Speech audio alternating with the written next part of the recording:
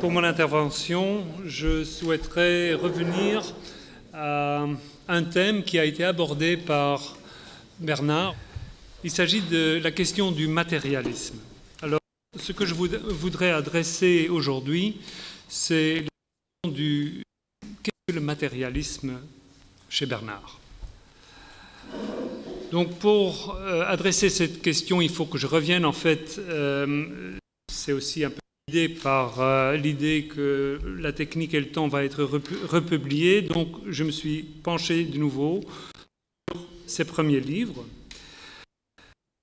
Et j'ai essayé de trouver dans ces livres la figure de ce matérialisme qu'il revendique. Donc, dans ces livres, il parle en une figure un peu paradoxale d'un défaut d'origine comme double origine. Cette figure paradoxale serait donc la formule, la définition du matérialisme spécifique que Bernard revendique. En fait, cette formule un peu paradoxale va être fortement éclairée par un autre concept qu'il revendique et qu'il apporte, et qui est la rétention tertiaire.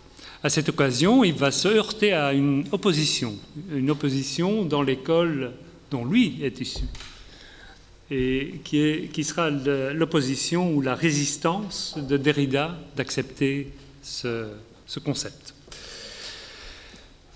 Maintenant, je voudrais essayer de lire dans quelques phrases de la technique et le temps, je voudrais essayer de lire la façon dont Bernard a essayé de revendiquer, par le biais de l'histoire, ce matérialisme qu'il a vocation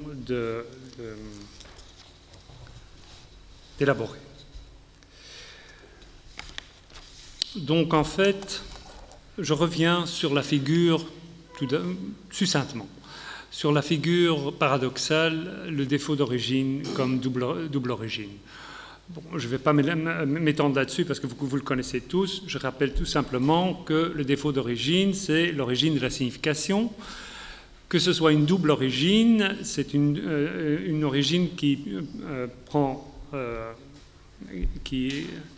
s'origine dans la libération de la main et de la bouche, et d'autre part dans l'utilisation de matériaux, d'objets pérennes, l'utilisation instrumentale d'objets pérennes. Voilà, ça c'est la double origine de la signification, une double origine matérielle. Mais bien sûr, ce n'est pas proprement une origine de la signification, parce que, en tant que telle, la signification doit être absolument générale et donc pas du tout dépendante ni d'un matériau humain, ni d'un matériau instrumental. Donc, si signification il y a, elle doit être sans origine aucune. Donc, il y a une nécessité de penser un défaut d'origine qui néanmoins se combine, se compose, il dira, avec une double origine matérielle. Bon, cette figure, elle va se répéter souvent à travers tous ces textes, mais je vais essayer d'en cerner la structure logique. En fait, il s'agira d'essayer de voir comment, dans cette signification qui deviendra pharmacologique, il y a un matérialisme qui est inscrit comme le fondement de cette signification.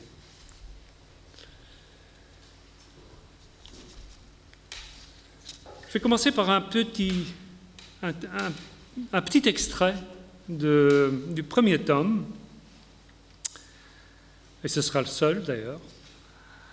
mais on pourrait en trouver plein d'autres sans doute. Je ne sais pas pourquoi il m'a obnubilé, il m'a attiré, je ne sais pas. Je lis quelques phrases. Le silex, objet du travail et du projet, de l'anticipation, est aussi ce qui gardera mémoire de cette expérience. Il s'agit d'une forme, certes embryonnaire et privative de l'anticipation, et néanmoins la forme dans laquelle seulement l'anticipation s'accomplit.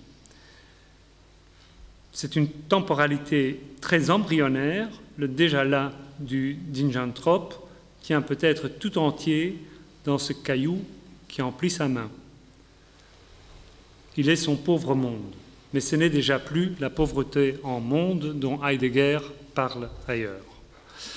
Bon, cet extrait, il articule deux horizons. D'une part, l'horizon d'une anticipation, d'autre part, l'horizon très matériel, le pauvre monde du Zinjanthrope.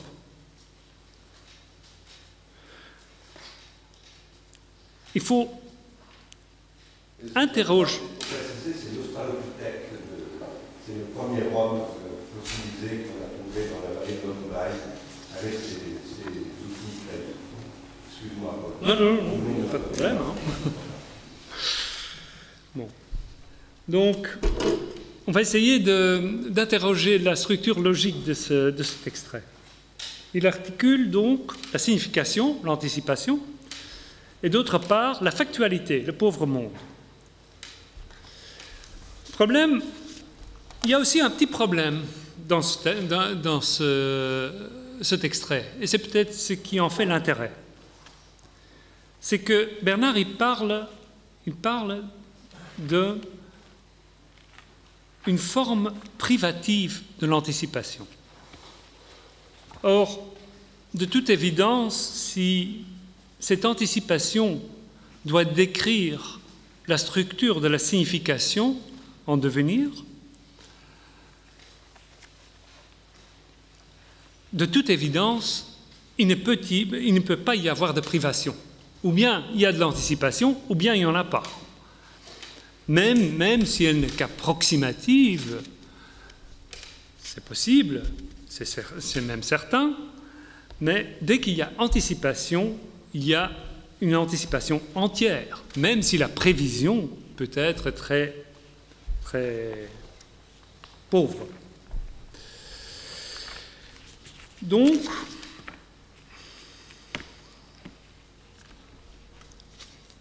en fait, je me suis intéressé à cet extrait parce qu'il y a ici quelque chose qui est un peu problématique et qui contamine les deux horizons.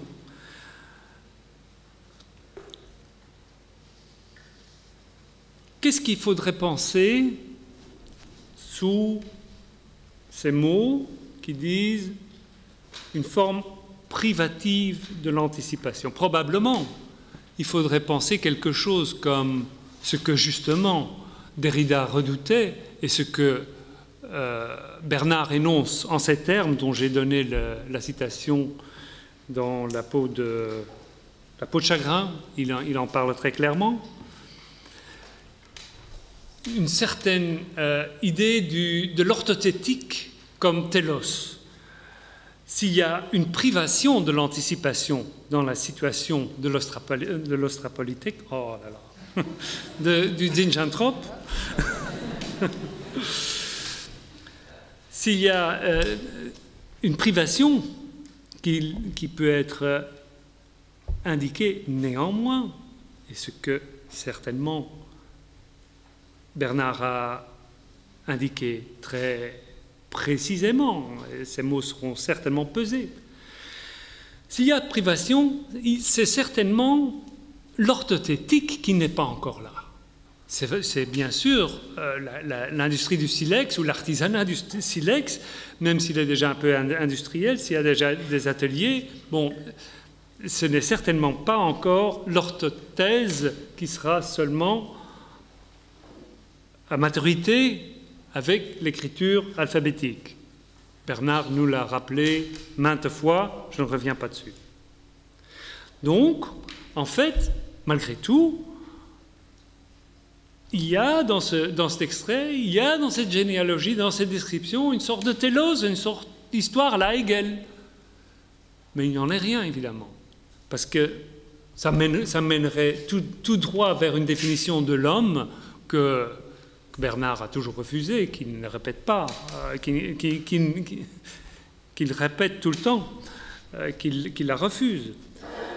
À savoir que l'homme est un animal pourvu de raison. Ce n'est pas comme ça que Bernard décrit l'homme, certainement pas dans le premier tome. Il est très très clair par rapport à ça. Il dit « l'homme est sans qualité ».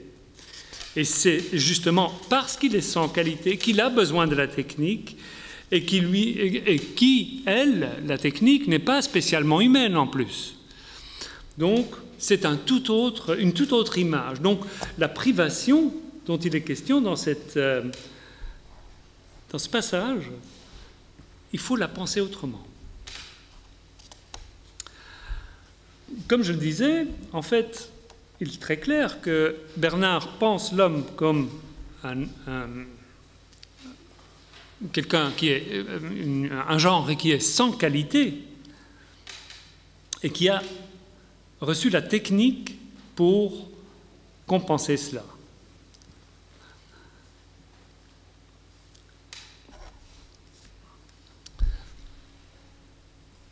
Maintenant, cette technique,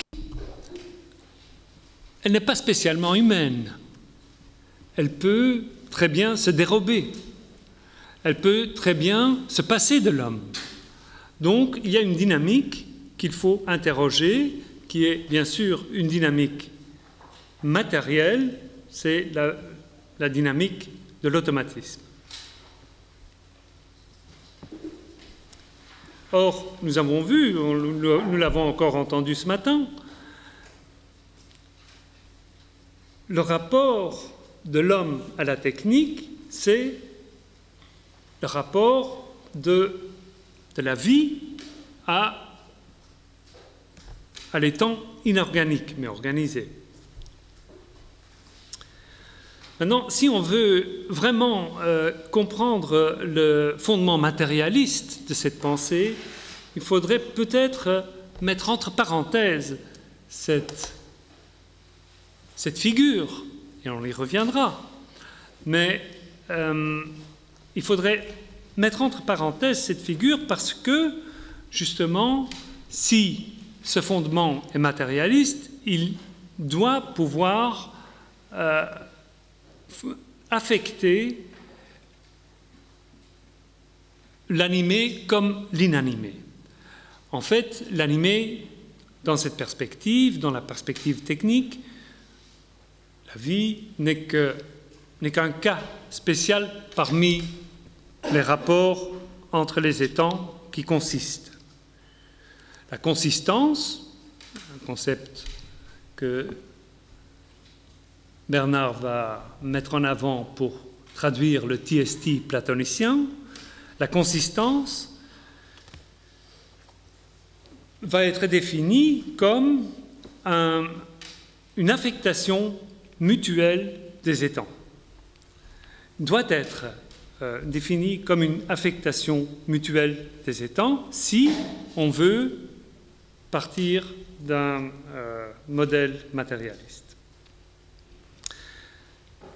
Mais à ce niveau, il faudrait peut-être élargir l'analyse et non seulement penser la pharmacologie comme une technogénèse, mais aussi comme une pathogénèse généralisée. En fait, de la pharmacologie, il y a un geste en ce sens.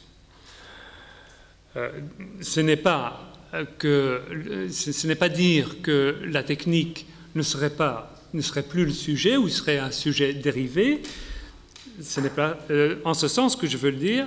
Je veux dire simplement, si la technogénèse est un fondement matérialiste, alors il faut qu'il soit considéré dans sa pathogénèse générale.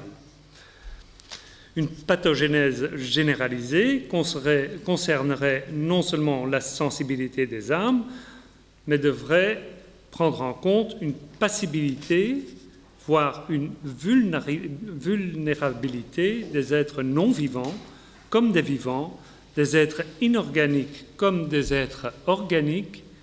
Et en cela, on le sait bien, les molécules de carbone ne sont certainement pas moins sensitives que nos 5 sens pas très performants.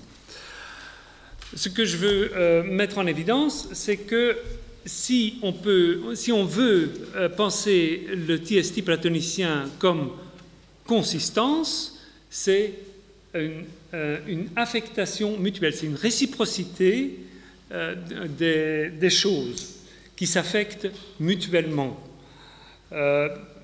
Maintenant, comme j'ai dit, il ne s'agit pas seulement de prendre cette passibilité au niveau de l'être animé, mais aussi de l'être inanimé. Le mot de passibilité pose un peu un problème parce qu'en fait, dans le dictionnaire, il est plutôt rattaché à une sensibilité. Mais je pense que c'est quand même assez acceptable ou compréhensible de parler d'une sensibilité des molécules. Je pense que c'est possible de l'utiliser comme cela. Or, si on se concentre à ce niveau, cela nous oblige de poser différemment la question de l'émergence de l'orthothétique, donc de la signification. En fait, encore, c'est la même tentative. Il faut essayer de penser logiquement la structure qui relie le matériel à l'immatériel. Alors, si on doit articuler la question de l'émergence de l'orthothétique, elle doit donc devenir un cas très spécifique de la passibilité en général, précisément celui d'une impassibilité. L'orthothétique serait en fait une impassibilité des états non mondains, non empiriques, mais intelligibles. Et on a coutume, bien sûr, de les appeler des états suprasensibles. La caractéristique des états seulement intelligibles réside dans le fait qu'ils peuvent toujours se reproduire à l'identique, c'est-à-dire orthothétiquement.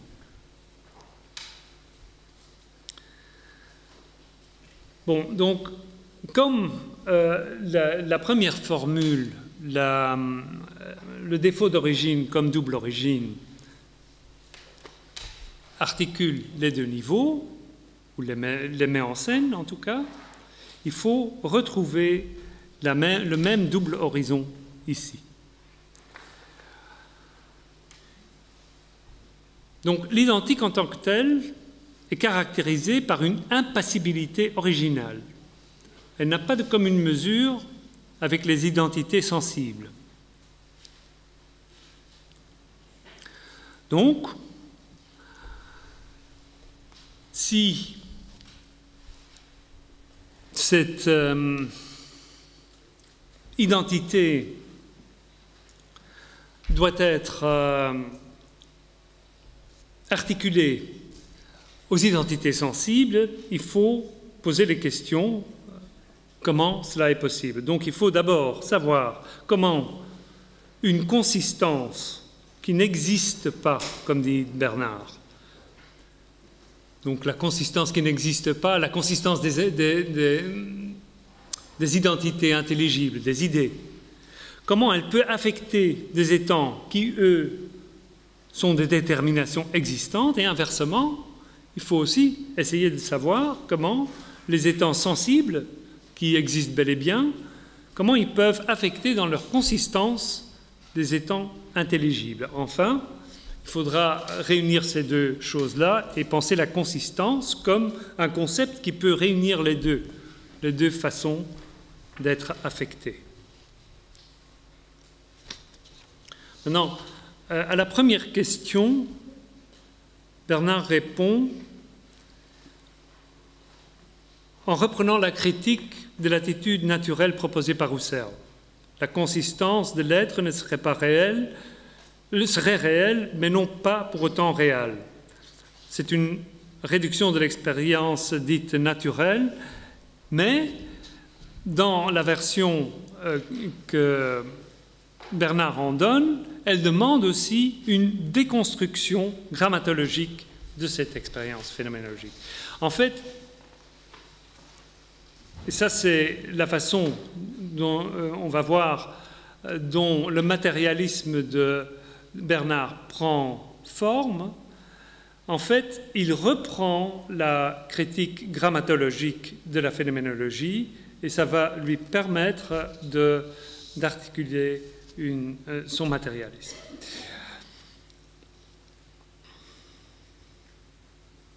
Pour cela, il faut qu'on rappelle 2 ou 3 choses par rapport à la déconstruction. En fait, la déconstruction a établi un fondement différent de la conceptualité, différent avec un A, comme on sait. En fait, c'est Derrida qui, à travers son analyse de Husserl, a montré l'impossibilité de la présence vivante à elle-même et la nécessité de recourir à un autre discours qui prend en compte la trace, le gramme, ce qui va donner la grammatologie.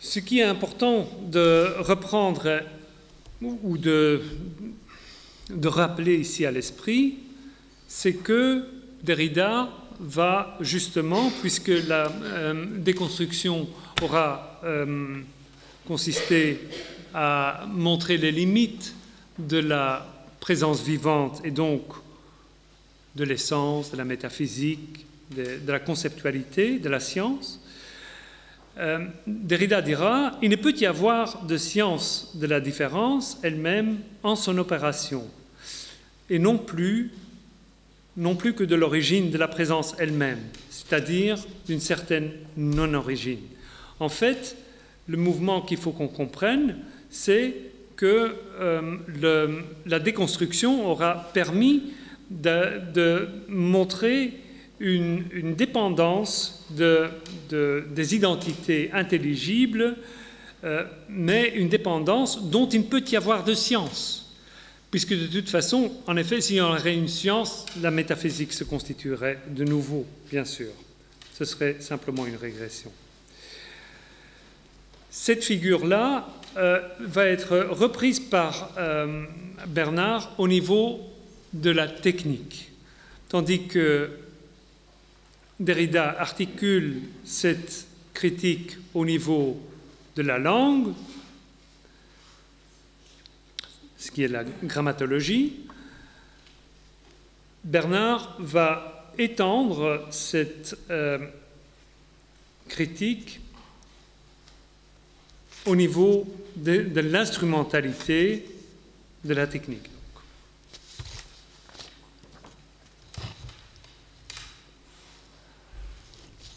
Alors, qu'est-ce que cette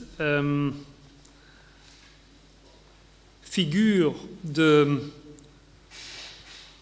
la signification sans origine va devenir dans ce nouveau contexte? Dans ce nouveau contexte, en fait, cette signification va avoir un fondement différent. Et comme cette signification, nous l'avons vu, était déjà constituée comme une insensibilité, une impassibilité de l'identité, le fondement organologique, comme dira Bernard, sera la non-indifférence, sera une différence qui... Enfin, une non-indifférence, il faut dire. À partir de cette non-indifférence et de cette indifférence, non-indifférence étant le fondement, l'indifférence étant l'identité, la signification, la consistance va avoir une nouvelle figure. Ce sera donc une sorte d'indifférence, mais une indifférence qui sera sa propre impossibilité. En tant que sujet, cette indifférence se manque nécessairement. En reprenant la définition du négatif de Kant, on pourrait dire que cette impossibilité de la non-indifférence sera la négation de la privation. Cette négation, elle est impensable en dialectique. On va le voir. C'est en fait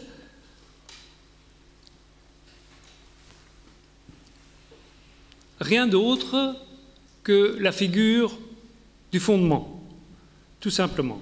Le fondement, comme cela a été énoncé depuis les Grecs, epokaimenon, c'est en fait la figure qui rassemble tout en elle, mais qui n'est rien de tout ce qu'elle rassemble. Elle est ce dont tout le reste est dit, mais qui ne se dit de rien d'autre. C'est donc la figure du fondement. Ce fondement est une passibilité, c'est donc une sensibilité matérielle. En ce sens, elle se rapporte à autre chose, mais ce rapport est aléatoire. Il peut avoir lieu, mais pour autant, il n'est pas fondamental.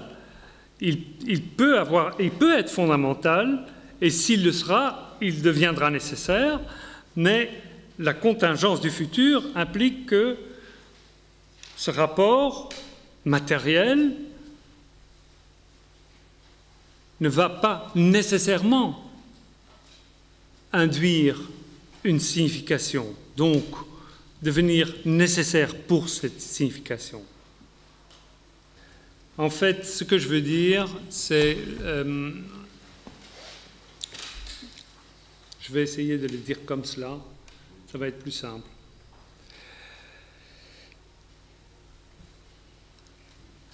La signification est un horizon rationnel. Un horizon rationnel, c'est une puissance. Une puissance rationnelle, c'est la puissance des contraires. Si on doit le combiner avec un horizon matériel, il s'agit de toute autre chose.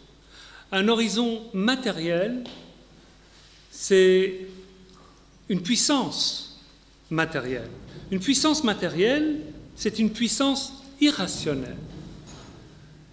La différence entre la puissance rationnelle et la puissance irrationnelle, chez Aristote, c'est que la puissance rationnelle est cause des deux contraires. Elle peut, comme la médecine, être cause de la guérison, comme elle peut être cause de la mort de quelqu'un. La puissance du feu, elle peut que réchauffer. Elle ne peut pas refroidir, à moins d'une astuce rationnelle, justement, le frigo. Mais donc, la différence entre ces deux horizons, c'est ce qui doit être articulé dans l'absence d'origine, le défaut d'origine comme double origine. Mais comment est-ce que cette articulation peut se faire? Elle ne peut pas se faire comme le fait Aristote. Aristote pense la technique comme un horizon rationnel, mais il le pense comme une identité. C'est la forme qui est dans l'esprit de l'artisan qui va informer la matière. Et ce devenir est le devenir qui est guidé par cette forme, par cette identité. Or, c'est ça qui est changé, qui se trouve changé dans la conception de la technique telle que Bernard l'articule, avec l'aide de la grammatologie, avec l'aide de la déconstruction, qui a trouvé un fondement différent, qui est un fondement à la rationalité, mais qui elle-même n'est pas rationnelle. Donc, qu'est-ce qui se passe? Il se passe que, bien sûr, Bernard reprend l'horizon rationnel, l'orthothèse de la tradition. Il ne saurait en être autrement. Et c'est ce qu'il reproche à un certain moment quand même à Derrida, qui se laisse presque prendre à abandonner l'orthothèse et la possibilité de la raison. C'est de la pharmacologie. Mais il reprend bien sûr cet horizon rationnel, mais il lui donne un fondement irrationnel. Ça sonne bien sûr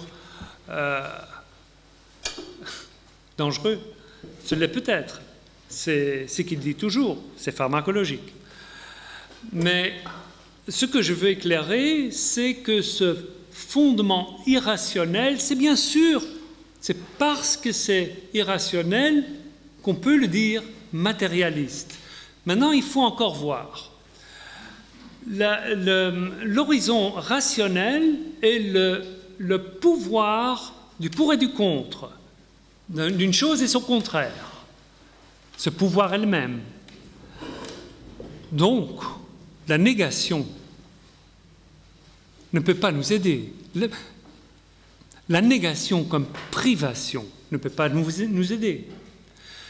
La seule négation, la seule délimitation qui peut nous aider, et j'avais promis, j'ai essayé de vous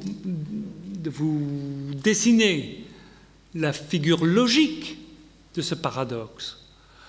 La seule façon qui peut nous aider, c'est le principe de non-contradiction, c'est-à-dire la négation logique.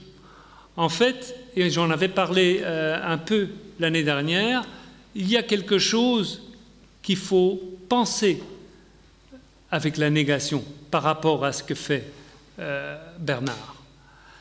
Et si on se retourne, si on se reporte à la thèse de doctorat de Kant, on peut y trouver quelque chose sur les grandeurs négatives.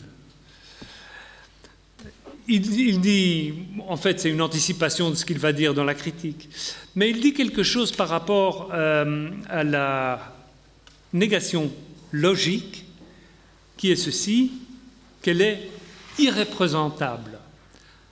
Bien sûr, dans cette formule, on entend déjà Derrida. On entend déjà la différence qui ne saurait devenir une science, qui doit toujours se mouvoir dans cette négativité de ni ça, ni ça. Voilà. Donc, maintenant, ça c'est l'articulation que je propose, l'articulation logique. Maintenant, avec Bernard, ce qui est étonnant, c'est qu'on retrouve cette négation logique dans une forme très matérielle. Et il y a une prédominance, il y a une certaine prédominance inévitable de la négation en ces choses, justement parce que ce que j'ai expliqué, Derrida, déconstruisant Husserl, ne peut que se réfugier dans le nini. Et il en est de même avec Bernard, mais on ne s'en rend pas très bien compte, ou moins. Et la raison en est simple. La raison en est son matérialisme, justement, qui permet quelque chose que Derrida ne pouvait pas faire. Son matérialisme se définit rationnellement, logiquement, comme une négation logique par rapport à la rationalité. Ce matérialisme-là, on doit le définir logiquement comme ça, mais c'est un matérialisme. Alors, qu'est-ce que ça veut dire? Ça veut dire qu'il y a, comme on le sait bien, à partir des définitions traditionnelles de dynamisme, il y a une potentialité, mais je ne veux pas utiliser dynamisme, mais c'est le factuel qu'il faudrait dire peut-être.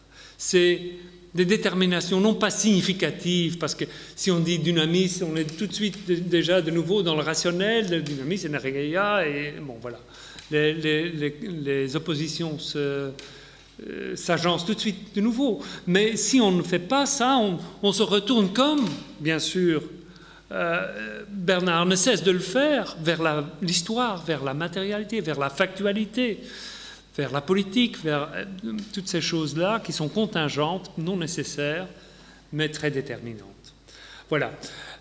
Logiquement, on peut seulement les déterminer par la négation logique, mais organologiquement, évidemment, c'est une toute autre affaire. Je vais m'arrêter là-dessus et je vous remercie de votre attention.